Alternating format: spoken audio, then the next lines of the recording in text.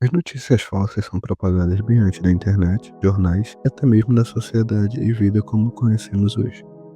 Muito antiga e também perigosa, principalmente quando usada para prejudicar ou causar medo e gerar pânico. Nesse vídeo vamos entender um pouco mais sobre isso. Uma das notícias falsas mais antigas que existem afirma que o imperador Nero ateou fogo em Roma. Indo um pouco mais a fundo na história, não tem nada que comprove esse fato. Porque as fontes que a gente tem sobre Nero fazer isso eram de opositores da época. Se você for parar pra pensar, não é muito diferente de hoje em dia. Algumas fontes afirmam que Nero nem sequer estava na cidade de Roma quando tudo aconteceu. Ele estava na sua cidade natal, que fica a 50 quilômetros. E a pessoa responsável por espalhar esse boato é esse camarada aí. Esse cara, ele era um historiador da época, mas ele era meio que o Léo Dias ali do pessoal de Roma, das pessoas famosas, principalmente dos imperadores. Tanto que o livro mais famoso dele era justamente falando sobre características dos imperadores da época. Nos livros ele dá detalhes sobre aparência, fisionomia, gostos por comida e até mesmo sobre aquilo lá que você imagina. Disso mesmo que eu tô falando, daquele assunto. Eu poderia passar o vídeo todo falando sobre essa história, sobre tudo que aconteceu, mas eu não quero me prolongar porque o foco do vídeo não é esse, embora eu ame história e poderia muito bem passar horas e horas falando aqui. Mas como eu acabei de dizer, o foco não é esse. Então vamos voltar pro vídeo. Isso foi só uma introdução para mostrar e notícia falsa é tão antiga que eu tenho minha vontade de comprar na China de novo. Por favor, AliExpress Wall. E agora a gente vai dar um salto no tempo.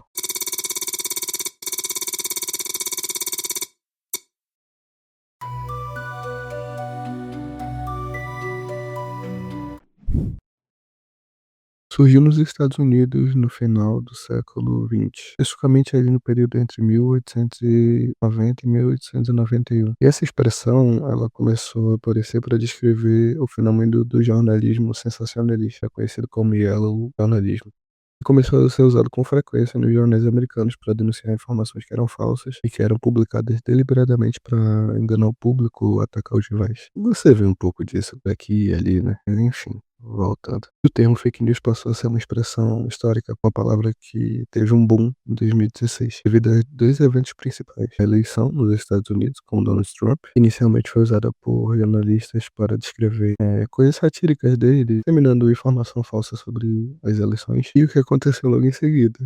O Trump acabou se apossando dessa palavra, né, entre aspas, e começou a usar contra os jornalistas. E desde então é um termo muito usado até hoje. A gente acabou adotando, tanto que qualquer notícia falsa que você veja, você chama de fake news. E agora eu vou explicar um pouco sobre a diferença entre notícias falsas intencionais e notícias falsas sem intenção. As notícias falsas intencionais são aquelas que você vê por aí, você sabe que é mentira, um vídeo por IA de alguém falando alguma besteira, ou uma notícia, enfim, muito absurda, como, por exemplo, bebês estarem sendo usados para... Pepsi Cola está usando células de fetos abortados, né, como adoçante nos refrigerantes. E notícias falsas sem intenção são aquelas que as pessoas acabam acreditando sem querer, não sabendo, e acabam compartilhando uma coisa que não é verdade, mas foram enganadas, por assim dizer. Um exemplo para ficar mais claro é no caso da grávida de Taubaté, que eu acho que todo mundo lembra. Ela acabou enganando todo mundo, até mesmo o próprio marido, não sabia o que estava acontecendo, né? Ele achava que ela estava grávida de verdade. E enganou também o programa hoje em dia, né? Que na época era apresentado pela Ana Hickman, o Edu Guedes. Inclusive tem aquela icônica foto e vídeo do Edu Guedes chorando. Ela acabou enganando o pessoal e depois foi pra Rede Nacional e enganou os apresentadores. Um caso também muito famoso é da Mincada, né? Que noticiaram que ele morreu, só que na realidade ele tinha saído de casa pra correr e ele entrou ao vivo e falou que ele não estava morto. E ele não sabia por que tinham inventado isso. Isso é uma fake news não intencional. O programa acabou replicando uma coisa que eles pegaram. É aquilo que eu já falei no outro vídeo, né? Não sabia checar a fonte. É isso que acabou acontecendo. Mataram uma mincada de graça. Enfim, voltando a falar sobre a gravidez de Taubaté, posteriormente ela voltou e explicou que tudo isso que aconteceu foi uma gravidez psicológica. Ela acabou também indo no centro espírita e que lá eles fizeram ela acreditar mais ainda que estava grávida. Então acabou gerando tudo isso. Ela botava panos, né, na barriga. Mas eu fico admirado de quem acreditava que aquela mulher grávida de quadrigêmeos conseguia andar e subir escada daquele jeito, né? Mas enfim, a grávida de Taubaté. Você com certeza já viu ela. Agora a gente vai falar de uma das coisas que eu fiquei abismado quando eu fui pesquisar para fazer esse vídeo.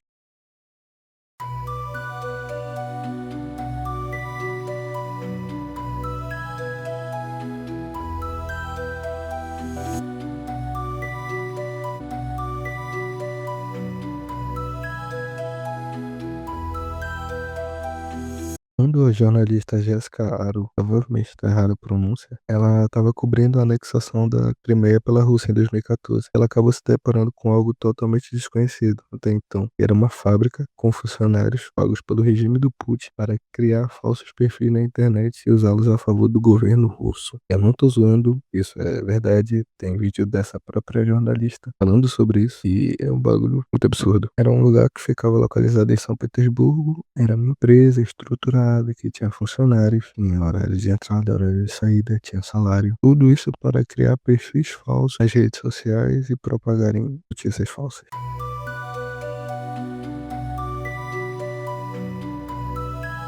Com certeza isso vai gerar algum debate, alguma coisa, vão falar um monte de coisa, vão disseminar ódio. Eles gostavam de propagar isso, eles gostavam de fazer isso no meio da internet, seja em qualquer rede social. E até mesmo entre eles, por exemplo, uma parte do grupo fazia uma página, vamos supor, sobre a legalização e o outro grupo fazia uma página sobre ser antidrogas, sabe? E eles ficavam conflitando entre eles. E tudo isso tinha o objetivo de desestabilizar as eleições dos Estados Unidos e da União Europeia também. Enfim, eles tiveram muito mais força ali naquele ano de 2016, né, que o FBI fez uma investigação e mostrou que tinha milhares de anúncios de posts que foram pagos por eles, para justamente ficar falando sobre voto, sobre notícias falsas que eles tinham ali e qualquer coisa que eles inventavam. É bizarro, né?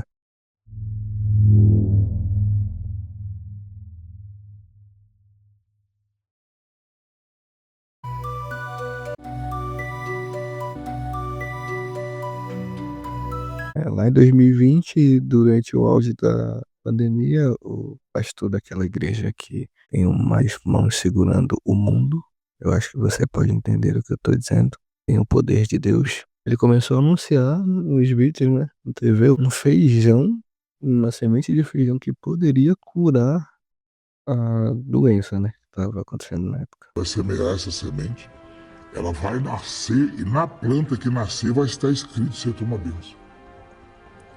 Mas isso é enganar. Não, você que está enganado. Você viu, na última reunião de bispos e pastores, um laudo médico, gente curada de coronavírus, e no estado terminal, né? Podemos dizer assim, gravíssimo. E Deus operou e fez maravilha. E está ali, exame para quem quiser. O propósito que eu vou fazer é de R$1.000 para cada um. E muitos que estão me assistindo também vão fazer de R$1.000. E outros vão fazer de R$500. E finalmente outros vão fazer de 200 e até R$100. Você não vai muito longe de outras igrejas, né? Vocês já viram por aí alguém vendendo sabonete bendito ou vassoura da fé? Agora eu tô recebendo uma mensagem direta de Deus. Ele tá me dizendo que cada um de vocês deve subir aqui no palco e me dar $1. Eu tô ouvindo. Na realidade, eu fazia meio que um voto de fé.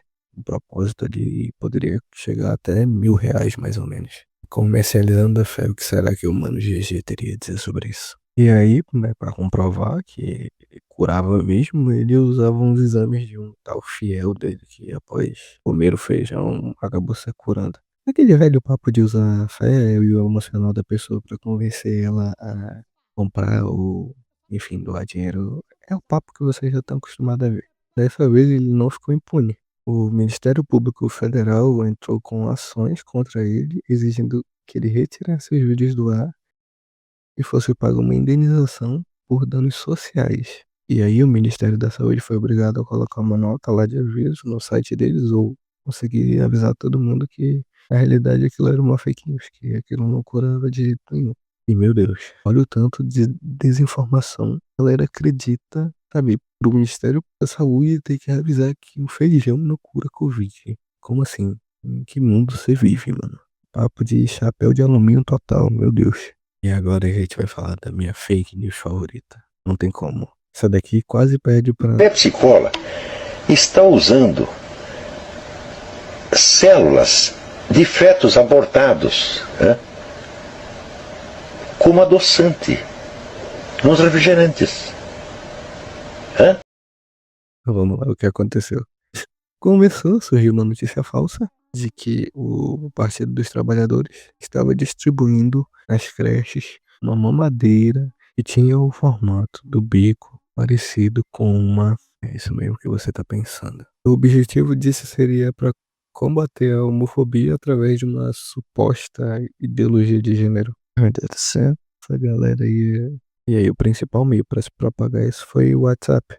Usaram para propagar de todo canto. Enfim, foi para Instagram, Twitter, todo esse gesto aí que você já imagina o que aconteceu. Deu um problemão porque tiveram que provar que na realidade eles não estavam. É sério mesmo que tiveram que provar que não estavam doando mamadeira para as crianças. E isso só prova que eles usam muitas vezes o pânico moral, né? E aí vale a pena lembrar, como eu falei no outro vídeo, a fake news se propaga muito mais rápido que a verdade, né? Então o que aconteceu? Até conseguirem desmentir, até o TSE conseguir intervir, ordenando que tivesse a remoção dessas imagens, dessas notícias por aí, muita água já tinha corrido debaixo da ponte. E mesmo se provando uma fake news, muita gente ainda acreditou. E por que que esse meu caso é o favorito de fake news? Porque na minha cabeça não entra que uma pessoa simplesmente consegue acreditar que o governo ou que uma parte do eleitorado ali consiga fazer isso, né? Numa creche, levar mamadeiras para crianças, sabe? Mistura uma coisa com outra, mistura o radicalismo com um certo partido e aí se torna uma coisa gigantesca. E aí você causa pânico, você gera pânico, medo e principalmente desinformação. E a galera não procura checar nada. Eles só fazem e pronto, acabou. E fica por isso mesmo. E aí a menção rosa vai para um caso que eu simplesmente achei muito maluco quando eu tava pesquisando sobre fake news. Eu encontrei esse caso e eu quis acreditar que ele também era uma fake news. O que aconteceu? Em outubro de 1990, uma jovem de 15 anos chamada Naira. Mr. Chairman and members of the committee, my name is Naira and I just came out of Kuwait.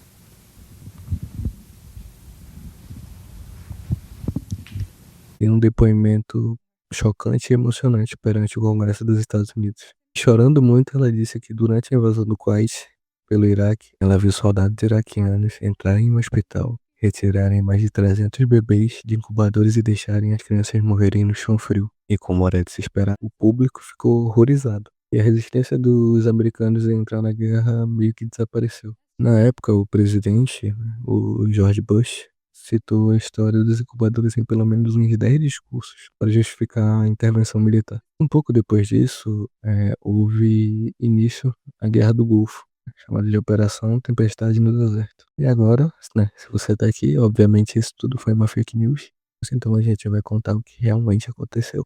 Quando teve o fim da guerra, as investigações da Anistia Internacional e dos jornalistas revelaram que nada daquilo era verdade. A Naira era, na verdade, filha do embaixador do Kuwait nos Estados Unidos, e ela nem sequer estava no hospital durante a invasão. Ou seja, tudo que ela fez ali, que ela falou, era uma grande mentira. Depois descobriu-se que uma das maiores agências de relações públicas do mundo foi contratada por um grupo financiado pelo Kuwait para criar uma campanha que convencesse os Estados Unidos a lutar na guerra. Olha o plano dos caras. É aquilo que eu falei no começo sobre uma fake news, que foi intencional. É que eles fizeram uma, mas muito bem preparada, muito bem, um plano muito gigante. E os Estados Unidos caiu feito pato. E o que aconteceu? Essa agência treinou a menina para mentir durante o depoimento, para justamente ela conseguir fazer algo teatral ali, algo magistral digno de Oscar.